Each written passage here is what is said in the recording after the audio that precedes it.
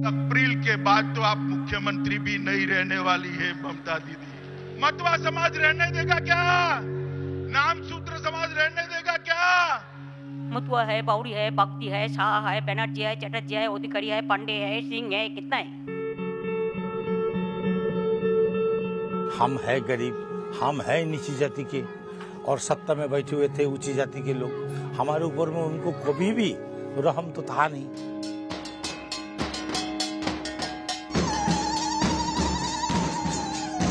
अगर भद्रलोक होते तो शायद इस पे बात होता। भद्रलोक नहीं है, छोटे लोग है, इसीलिए इस पे बात नहीं हुआ कभी। भद्रलोक मतलब उसके काउंटर में एक छोटे लोग कम्युनिटी भी है। तो भद्रलोक कम्युनिटी जो है वो अर्बन होते हैं। अनुसूचित जाति के लोग जो ईस्ट पाकिस्तान से आए थे वो पहले पश्चिम बंगाल में आए और फिर पश्चिम बंगाल से उनको दंडकारण्य में भेज दिया। 77 में लेफ्ट आए बंगाल में और तब इन लोगों को लगा कि फाइनली हमें बंगाल में कहीं पे बसने का अभी चांस मिलेगा। तो लेफ्ट पूरा left did a U turn.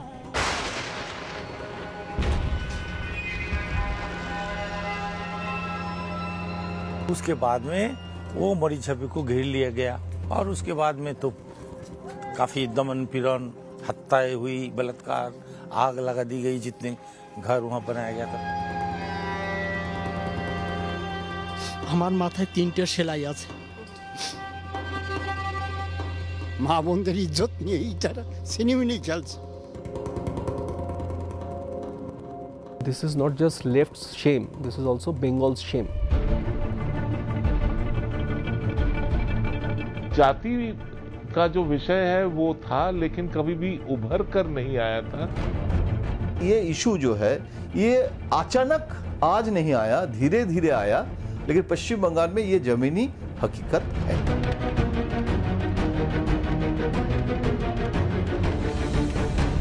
अपने ही लोग बंगाली हमारे ऊपर जरा से भी रहम नहीं दिखाया। ये क्यों? हम क्या कसूरवार थे कि हमको इस तरह को वो लोग किया?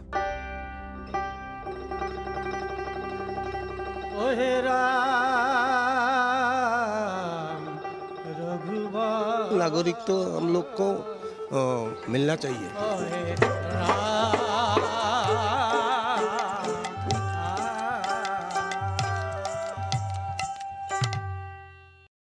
नमस्कार, मैं हूं श्वेता सिंह। महापुरुषों की भूमि बंगाल, गुरुदेव रविंद्रनाथ टैगोर की भूमि बंगाल, लेकिन सत्ता का स्वभाव ही बदलना होता है। सो बंगाल की सियासत भी बदल रही है और बंगाल की बदलती सियासत में, राजनीति के बदलते दौर में, चुनावों में वोटों का आधार बदल रहा है। आज श्वेत पत्र हम इस मुद्दे पर पेश करेंगे कि क्या ये सही है कि आज की तारीख में बंगाल में भी जाति सोचकर वोट दिए जा रहे हैं, जाति सोचकर वोट मांगे जा रहे हैं। क्या जाति की एंट्री फुल एंड फाइनल हो चुकी है पश्चिम बंगाल में? 10 करोड़ की कुल आबादी में 28% अनुसूचित जाति जनजाति की ये वो लोग हैं पश्चिम बंगाल की पारंपरिक क्लास पॉलिटिक्स में जिनकी पहचान अभी तक सिर्फ वोट थी। लेकिन इनकी पहचान, आवाज, संघर्ष और मुद्दों के लिए भद्रलोक की सियासत में कोई जगह नहीं दिखती थी। सत्ता के शतरंज में प्यादे से ज्यादा कोई अहमियत दर्ज नहीं हुई कभी। लेकिन इस बार पश्चिम बंगाल की सत्ता के संघर्ष में कुछ सवाल पहली बार उठे हैं। क्या इस बार जातियां तय करेंगी पश्चिम बंगाल की किस्मत? क्या भद्रलोक वाले पश्चिम बंगाल के नए भाग्य विधाता हैं छोटे लोग? क्या पहली बार जातियों के मुद्दे बनेंगे सत्ता की सीढ़ी? कास्ट पॉलिटिक्स की जमीन पर कहां खड़ा है पश्चिम बंगाल?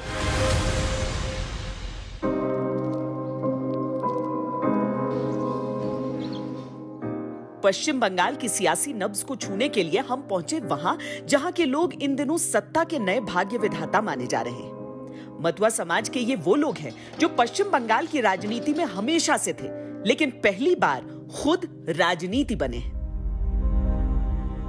लेफ्ट और राइट के बीच नई कास्ट पॉलिटिक्स का केंद्रीय कार्यालय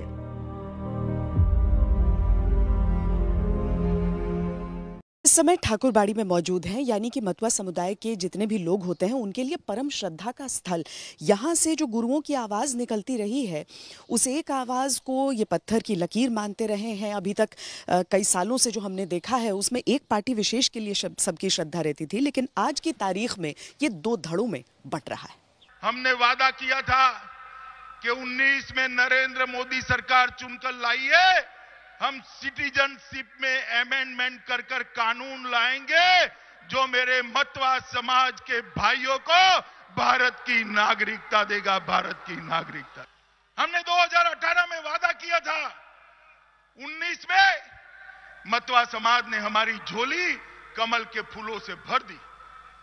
मोदी सरकार बनी और हमने तनिक भर भी देर नहीं की, 2020 में ही हम सीए लेकर आए और आज कानून अस्तित्व में आए। आज के कॉन्टेक्स्ट में काफी चर्चा मतुआ वोट बैंक की हो रही है। अरे तो कितना कम्युनिटी है, खाली आप एक का नाम क्यों करते हैं? पूछ रहा हूँ क्योंकि आप भी उनके पास वो भी है, थोड़ा करीब कुछ लाख है, लेकिन ऐसा बहुत सारे है। मतुआ है, बाउरी है, बागदी है, शाह है, बनर्जी है, चटर्जी है, अधिकारी है, पांडे है, सिंह है, कितना है, कितना बोलेगा, बहुत है। राजवंशी है, कमतापुरी है, सादरी है, कुरमाली है, कुर्मी है, वो महातो है, वो कुंभकार है, सॉरी कर्मकार है, ऐसे बहुत सारे है। ऑल कम्युनिटी ऑल कास्ट है। ये मतुआ करते हैं, उसको पता नहीं था। जब बर्मा जिंदा था 20 साल उनको हमने देखा, हमने सब कुछ कर दिया। अभी आके फायदा ले रहा है झूठा बात कह के। But I work for all.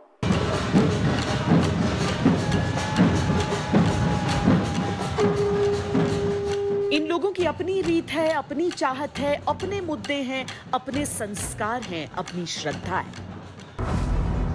पश्चिम बंगाल में किसी का भी शासन चलता हो, ठाकुरबाड़ी में बोड़ो माँ यानी बड़ी माँ की सत्ता चलती है।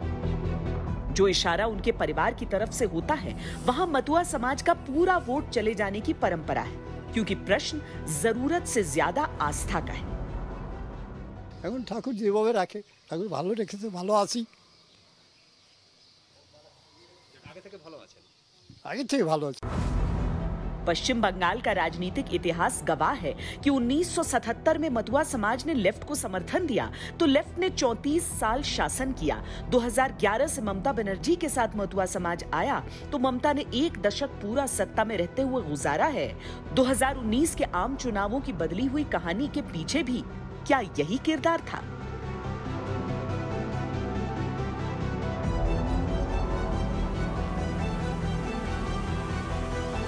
जय श्री राम। इस एक आशीर्वाद ने बीजेपी को 2 लोकसभा सीट से 18 सीट तक पहुंचाने में बड़ी मदद की। मोदी जी स्वागतम। अब बारी विधानसभा चुनावों की है और मतुआ समाज से आश्वासन की निगाहें हर दल की दरकार से ज्यादा मजबूरी है। मतुआ एक कम्युनिटी है, जो कम्युनिटी ईस्ट पाकिस्तान से आए थे। उस समय बांग्लादेश नहीं था, पहले तो ईस्ट पाकिस्तान था, और ईस्ट पाकिस्तान जब बांग्लादेश बन गया उसके पहले से ही मतुआ कम्युनिटी था। मतुआ कम्युनिटी से न्यू नॉमेनक्लेचर ऐसे नहीं है, क्योंकि मतुआ एक संप्रदाय है जो अलग भगवान को पूजा करते हैं, जिसको वो बाबा ठाकुर कहते हैं। कि मतुआ वोट्स बहुत ज़्यादा है, मतुआ तो they are in large numbers, और कहीं ना कहीं पार्टीशन से बंगाल बाहर नहीं आया। और मतुआ कम्युनिटी का लॉन्ग स्टैंडिंग डिमांड है to be permanent citizens. Matua समाज में बड़ी संख्या में नाम शूद्र दलित शामिल हैं। ये लोग 17.4% आबादी के साथ 70 से ज्यादा विधानसभा सीटों पर जीत की उम्मीद बढ़ा देते हैं। उत्तर और दक्षिण परगना में इनके प्रभाव वाली 64 सीटें हैं। लोकसभा के लिहाज से ये कम से कम 10 सीटों पर अच्छा असर रखते हैं। सत्ता में आने के बाद ममता बनर्जी ने पहली बार मतुआ समाज को सत्ता में प्रतिनिधित्व दिया तो ये एक मुश्त वोट उनके खाते में जाने लगा था, लेकिन बीजेपी ने नागरिकता का आश्वासन देकर खेल इस बार दिलचस्प बना दिया है। यहाँ पे रैली अमित शाह की हुई थी। चुनाव में क्या क्या आप लोगों को वादा कर? ओ अमित शाह बोला इधर से जो नागरिक जो दावी किया ना नागरिक तो नागरिक देगा। तो विश्वास हो रहा है आपको, अच्छा लग रहा है? ओ हम तो विश्वास होता है जो वो देता है, वो जो बात करता है वो देगा, वो कभी झूठ नहीं बोलता है। मित्रों, भारतीय जनता पार्टी की सरकार है, घुसपैठिए को घुसने नहीं देगी और शरणार्थियों को सम्मान और नागरिकता देकर गले से लगाने का काम करेगी ये भारतीय जनता पार्टी की। नागरिकता का सवाल मतुआ समाज के लिए किसी राजनीतिक मुद्दे से कहीं ज्यादा भावनात्मक है और इसके पीछे पीढ़ियों के संघर्ष की लंबी कहानी है जो हम आगे दिखाएंगे। अभी चलते हैं उस मैदान में जहां सत्ता का स्वभाव एक बड़ा संकेत दे रहा है। ठाकुरबाड़ी से सटा हुआ जो मैदान है, जो सबसे पवित्र जो कुंड माना जाता है उसके ठीक बगल में लगता हुआ, यानी संकेतों के हिसाब से सबसे सही, वहां 11 फरवरी को अमित शाह की रैली हुई। लेकिन जब अभिषेक बनर्जी को 25 तारीख को यहां रैली करनी थी तो उन्हें थोड़ा दूर जाना पड़ा, क्योंकि यहाँ के खेत में अचानक धान की फसल नजर आने लगी। तो अब जाहिर सी बात है कि समुदाय में से ही लोग ऐसे भी हैं जो अगर टीएमसी को सपोर्ट करते हैं तो बीजेपी को भी सपोर्ट करते हैं, जो कि नई चीज है मतुआ समाज के लिए। यस, एक्चुअली जो देखा जा रहा है कि पिछली 11 तारीख 11 फरवरी उस दिन अमित शाह, गृह मंत्री अमित शाह आया था, लेकिन इस मैदान में हुआ है। लेकिन अब जब पता चला कि टीएमसी आने वाला है, टीएमसी रैली करने वाला है और अभिषेक आने वाला है, तब अचानक उस दिन 2 दिन बाद ही जो धान का मैदान बन गया। यानी समाज के अंदर सपोर्ट है दोनों पार्टियों का, लेकिन पहले नहीं था।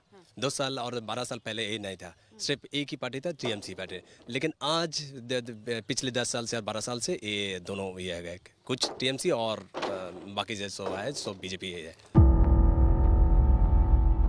10-12 सालों में मतुआ समाज की नीतियों में जिस बदलाव की बात हो रही है, यही वो 10-12 साल हैं जहां से क्लास यानी वर्ग के ऊपर कास्ट यानी जातियों को तरजीह मिलने लगी। यही वो दौर है जब से भद्रलोक वाला बंगाल बदलता चला गया। बंगाल में एक चलती भाषा जो है उसमें समाज को 2 हिस्सों में देखा जाता था। एक था जो भद्र समाज है, भद्रलोक है, और उसके जो विपरीत थे, जो अभद्र होते थे या जो भद्रलोक के जो गुण थे, जो वो गुण अगर उनमें ना हो तो उनको छोटो लोग कहा जाता था। देखिए, पश्चिम बंगाल में ये जो जाति के जो इशू है, ये पहली बार हो रहा है ऐसे नहीं है। बहुत दिनों से जातिवाद का इशू है, लेकिन जैसे यूपी में और बिहार में ये एकदम मैनिफेस्ट होता है, हिडन नहीं होता है। मतलब आप खुलेआम एकदम इशू बनाते हैं चुनाव के समय। पश्चिम बंगाल में ऐसे कभी नहीं हुआ। ममता बनर्जी ने धोती, कुर्ता और चमकते चश्मा लगाने वाले भद्रलोक के नेताओं की जगह छोटे छोटे जातिगत समूहों से संपर्क साधा और लेफ्ट से सत्ता छीनी। बहुत पुरानी कहावत है कि जो बंगाल आज सोचता है वो हिंदुस्तान आने वाले कल में सोचेगा, लेकिन ये उस भद्रलोक की बात थी। भद्रलोक जिसका विश्लेषण हम आगे आपको दिखाएंगे, क्योंकि उसी की काट में ममता बनर्जी जब अपनी आक्रामक ब्रांड ऑफ पॉलिटिक्स को लेकर आगे बढ़ी तो उन्होंने अपने वोट बैंक यानी छोटे लोग का निर्माण किया।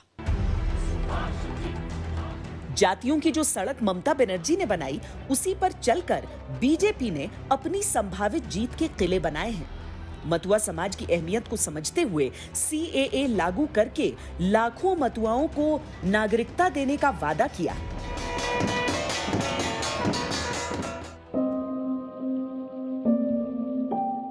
बड़ो माँ यानी बड़ी माँ, जिन्हें मतुआ समाज देवी मानकर पूजता है, उनका मार्च 2019 में यानी प्रधानमंत्री मोदी को आशीर्वाद देने के कुछ दिनों बाद ही निधन हो गया था।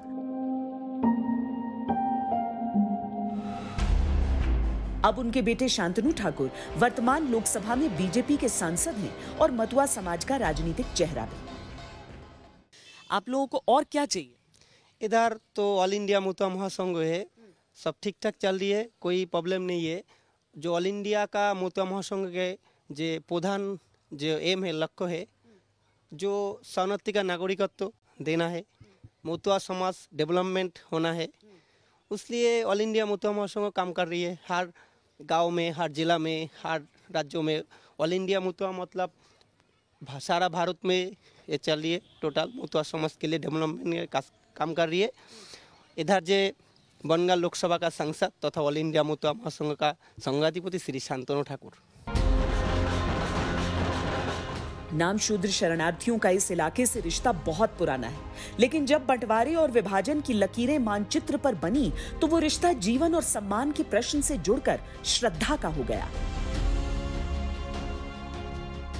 जब भारत का विभाजन हुआ था, ईस्ट पाकिस्तान का निर्माण हुआ था, उस समय ईस्ट पाकिस्तान में जितने हिंदू परिवार थे वहां से पलायन करके जब पश्चिम बंगाल में आकर बसे तो उन्हीं में एक है अहम मतुआ समाज। उस समय ये लोग आकर यहाँ पर बस गए। आज भी नागरिकता की लड़ाई चल रही है। दिलचस्प ये है कि नागरिकता की लड़ाई के समानांतर वोट देने का अधिकार जरूर इन सब के पास रहता है, लेकिन आज की तारीख में मुद्दे बहुत हैं इस समूचे समाज के। मैं 8 में पढ़ती हूँ। अच्छा, तो यहाँ पर कैसा है स्कूल? मैं यहाँ नहीं, बीरा पे एक स्कूल पे पढ़ता हूँ, सरकारी स्कूल पे। अच्छा, स्कूल ठीक है? है। और खाना पानी सब है? सब ठीक है। सब ठीक है। मतुआ समाज की नई पीढ़ी से अलग पुरानी पीढ़ी के लिए आज भी जिंदगी एक आई कार्ड में सिमटी है। इनका नाम संतोष बाला है। इनकी पहचान, इनका रजिस्ट्रेशन नंबर 2066। इसके अलावा अगर इन्हें कुछ याद है तो बांग्लादेश बनने से पहले पूर्वी पाकिस्तान से जान बचाकर भागते समय के जख्म। আমরা নির্যাতন খাচ্ছি, কারণ হচ্ছে আমার বাড়ি নারায়ণপুর। আমি সেখানে হরিনাম করতেছি, মা আমার মাথায় 3টে সেলাই আছে। হরিডাঙ্কা বাজায় রাত্রি যখন আমি বাড়ি ফিরি। या फिर इन्हें याद है नागरिकता का संघर्ष। आपने की चान? আমরা বাংলাদেশ থেকে এসে এখানে আমরা শরণার্থী কিংবা মানে উদ্বাস্তু, তাই আমরা এখানে আমরা নাগরিকত্ব চাই। संतोष बाला की तरह लाखों नामशूद्र पश्चिम बंगाल आए। दिलचस्प यह है कि राजनीति ने उन्हें वोट डालने का अधिकार दे दिया, लेकिन उनकी नागरिकता सिर्फ संघर्ष के कागजों में दर्ज है। उनका सारा जहान मतुआ समाज के संरक्षकों की ठाकुर बाड़ी ही है। इस ठाकुर बाड़ी का सम्मान 200 साल पुराना है, अविभाजित भारत के समय से।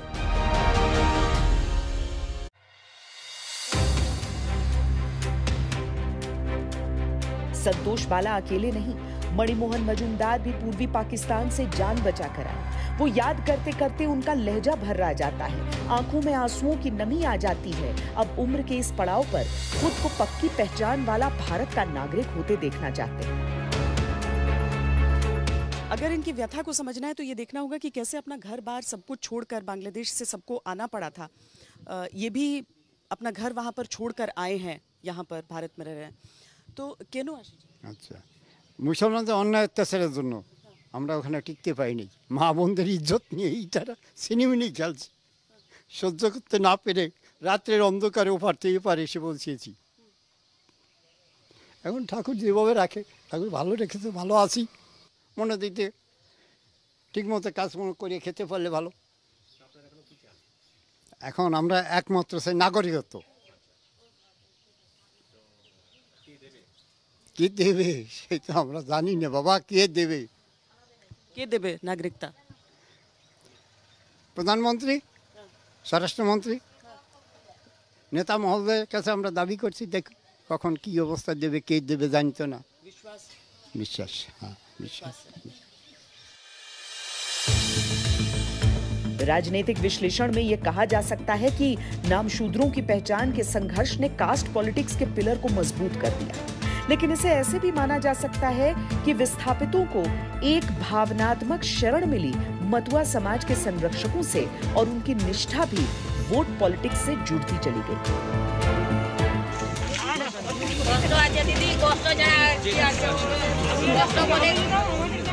ममता बनर्जी के मतुआ समाज को जमीन के अधिकार देने के फैसले हो या बीजेपी के CAA लागू करने के वादे के साथ उनके घरों में खाना खाकर भावनात्मक रिश्ता बनाने की कवायद, चुनावों के परिणाम ही अंत में इस बात पर मुहर लगाएंगे कि क्या वाकई बंगाल की राजनीति अब जातीय राजनीति में तब्दील हो चुकी है।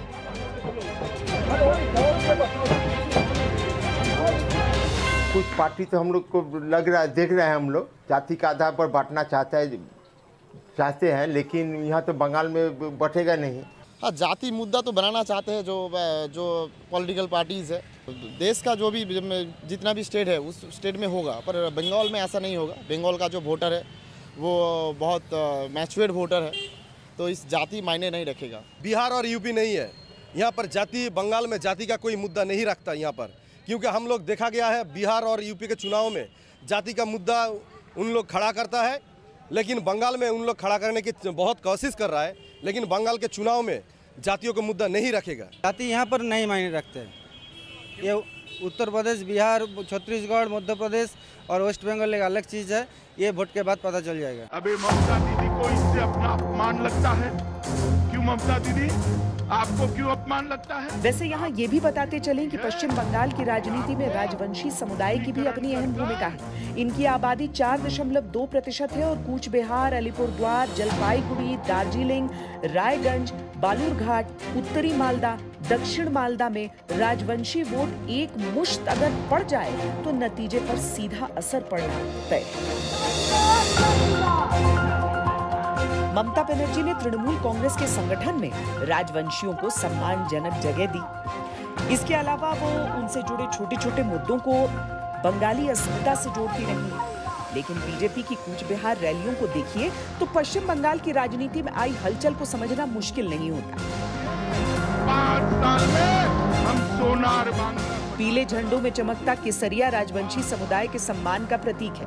गृह मंत्री अमित शाह जब इनके राजा और नेता से मिलते हैं और एक बटालियन की घोषणा करते हैं तो इसे पश्चिम बंगाल की राजनीति में नए स्टैंड की तरह देखा जा रहा है।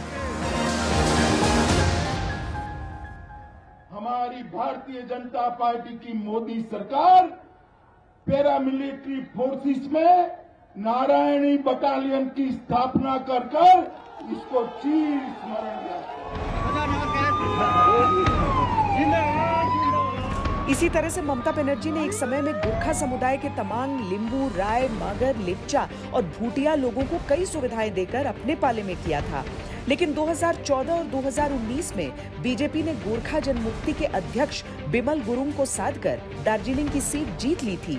अब जबकि विधानसभा चुनाव होने हैं, ममता सरकार ने गुरुंग पर चल रहे 70 मुकदमे वापस लेने का ऐलान कर दिया है। गुरुंग अब तृणमूल के साथ हैं और ये उठापटक ही पश्चिम बंगाल की नई राजनीति।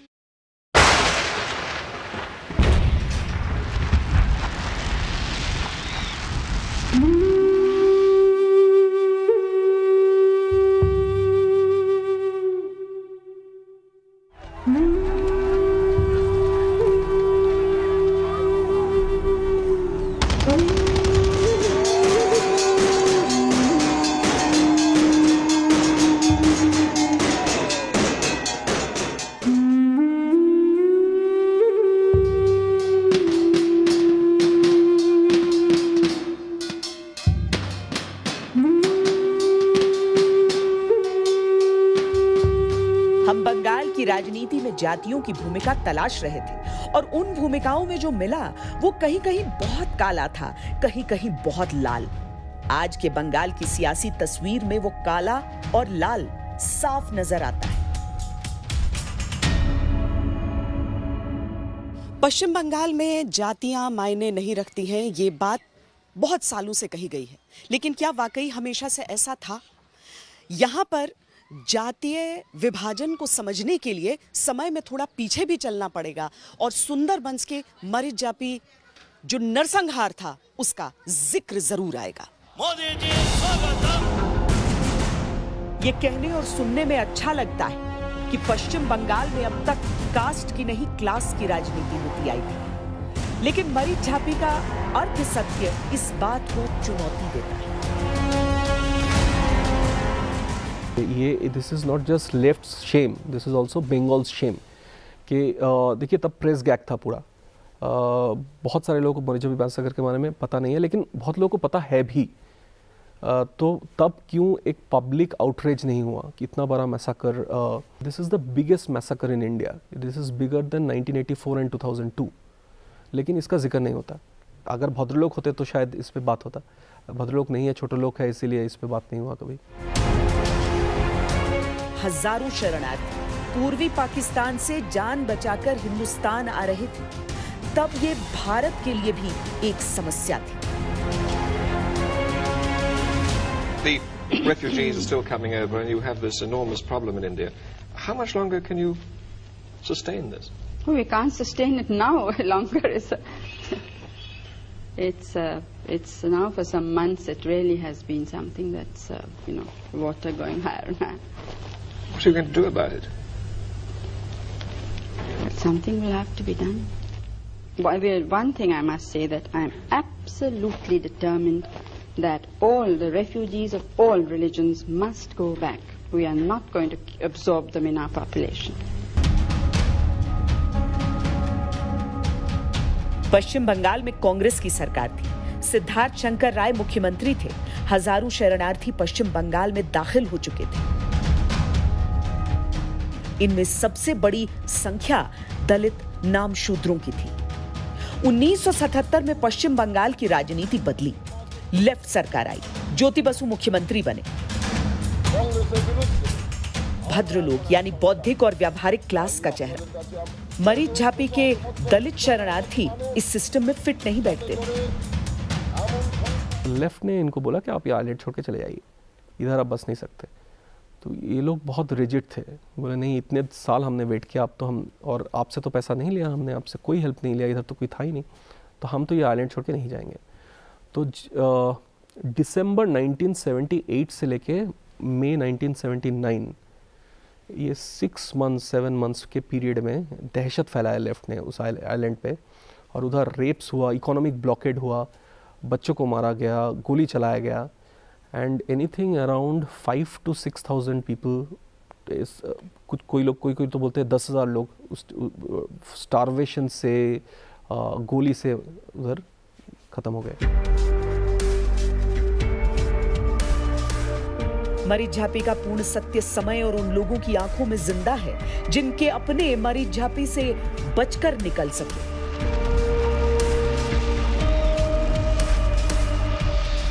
अभी तो बांग्लादेश नाम है, उस समय तो पूर्वी पाकिस्तान, पूर्वी बंगाल कहा जाता था। तो वहां से जब आए तो तभी उस पार तभी तो हम हुए, पूरा परिवार बच के आ गया था वहां से। हाँ, आए थे, आकर के हम लोग को एक कैंप में रखा गया था। 53 साल में, तो एक रिफ्यूजी कैंप में हम लोग को डाल के रखा गया था। तो 6 साल तक हम लोग वहीं रहे। कुछ हम लोग के लिए अब ये सोचते थे कि इतना सताओ, ये फिर भाग के फिर जहाँ से आए वहीं चला जाए, लेकिन हम लोग का जो बुजुर्ग लोग थे वो जा नहीं रहे थे, वहीं मरेंगे तो इसी देश में मरेंगे, तो ये पड़े रहे। मारे गए लोगों की मौत के पूरे आंकड़े उस द्वीप की दलदली मिट्टी में कहीं आज भी दफन होंगे, लेकिन जितने भी मिलते हैं वो क्लास पॉलिटिक्स के कवर में कास्ट पॉलिटिक्स को छुपाते दिखते हैं। वहां से जब दंड करने से लोग आने लगे, हाँ। तो उस तक तो कोई लिखाई पड़ी तो था नहीं, हाँ। कितने लोग आए, हाँ। और कितने लोग वापस गए, किसी के पास उसका तो रिकॉर्ड तो है नहीं, लेकिन तरह तरह के कोई कुछ बता रहा है। एक बार अखबार में हमने देखा, किसी एक ने लिखा था, उसमें 4,728 लोगों को मौत के बारे में उन्होंने बताया था, और कोई 2000 बताते हैं। हम है गरीब, हम है नीची जाति के, और सत्ता में बैठे हुए थे ऊंची जाति के लोग, हमारे ऊपर में उनको कभी भी रहम तो था नहीं। पर लेफ्ट के लिए तो कहा जाता है कि वो जाति देखते ही नहीं है। ये तो कहा जाता है, लेकिन आप देखिए तो ये क्या है, अंदर से कुछ और थे, बाहर से कुछ और दिखा रहे थे। हमारे जो इतने सारे मानव अधिकार के गुट हैं, ऑर्गेनाइजेशंस हैं, एक्टिविस्ट्स हैं, इन्होंने कभी मरीज झापी के बेचारे जो वहां के शरणार्थी थे उनके बारे में दो टुक नहीं कहा। सब गरीब थे, अनुसूचित जाति के थे, और लोग उन्हें भूल गए। ये वही नाम शूद्र हैं जो मतुआ समाज का हिस्सा हैं और नागरिकता की इनकी लड़ाई आज भी जारी है। अभी ये जो CA NRC वाला बात जो सामने आ रहा है, अभी क्या होगा हम लोग का? फिर उखाड़ फेंका जाएगा हम लोग को। आपको नहीं लग रहा है कि इससे नागरिकता मिल जाएगी? नहीं मिलेगा। कैसे मिलेगा? जो तमाम चीजें अटकलें लगाए गए, जो कागजात हमसे मांगा जा रहा, उन सब कागजात किसी के पास नहीं। हम तो पूर्वी बंगाल तो कहा जा रहा है ना कि जो हिंदू होंगे उनको नागरिकता दे दी जाएगी। ये तो बातों की बात, लेकिन कानून में तो ऐसा लिखा नहीं है ना। आपको लग रहा है नहीं होगा? नहीं होगा। अगर भाई देना चाहते हो तो आप दे देते हो, फिर इतना ये कागजात लाओ, वो 70 साल पुराना कागजात लाओ, ये सब क्यों मांगा जा रहा है? बंगाल में लंबे समय तक वामपंथी दलों का शासन रहा है और वामपंथ की मूल विचारधारा ये कहती है न जाति न धर्म। हालांकि उनकी जो चुनावी राजनीति होती है वो सीधे तौर पर आधारित होती है क्लास पॉलिटिक्स पर, यानी अमीर और गरीब का फर्क करके, भेद करके। सीधी सी बात है, विभाजन विभाजन है और राजनीति हमेशा विभाजन के आधार पर ही की जाती है। लेकिन हमें ये भी देखना होगा कि किस तरीके से हाल के वर्षों में क्लास की उस राजनीति की जगह कास्ट की नई राजनीति नजर आ रही है। हालांकि लेफ्ट भी बदला बदला सा ही नजर आता है, क्योंकि जिस वामपंथ की विचारधारा कहती है कि धर्म नहीं, उस वामपंथ में भी अब संकेतों की राजनीति होने लगी।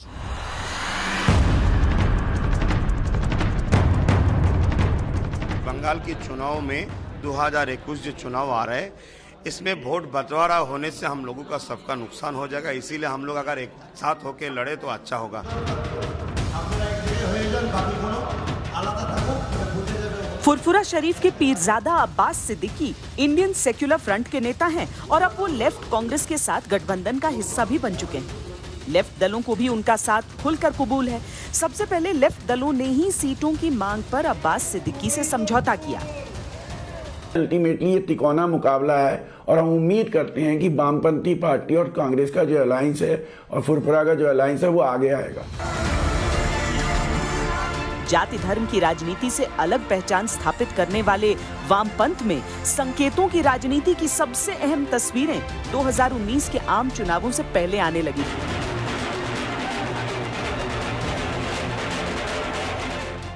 वामपंथ के युवा चेहरों के नारों में भी यह बदलाव सुनाई देने लगा था।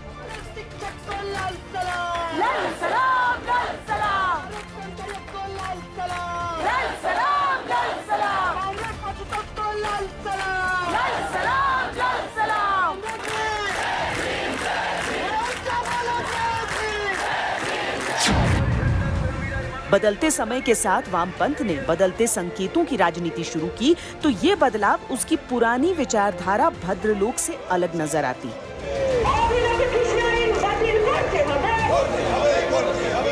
लेफ्ट के 34 साल के शासन में कोमलता से बोलने वाले, चमकती घड़ियों की कलाई और कलफदार कुर्ता धोती वाले नेताओं की भरमार रही। ये वो वर्ग था जो सांस्कृतिक तौर पर भी बांग्ला पहचान को परिभाषित करता था। वामपंथ का ये बदलाव इसीलिए भी चौंकाता है क्योंकि नेतृत्व के नाम पर वामपंथी पार्टियों में अब भी भद्रलोक विचारधारा का ही मजबूत प्रभाव है। ऐसा 60 जगह दिए। वैसे फुरफुरा शरीफ के पीरजादा की राजनीति के साथ खड़े होने वाले लेफ्ट ने खुद में बदलाव के संकेत दूसरे अर्थों में भी दिए हैं। पौराणिक कथाओं में विश्वास है कि वही इतिहास है।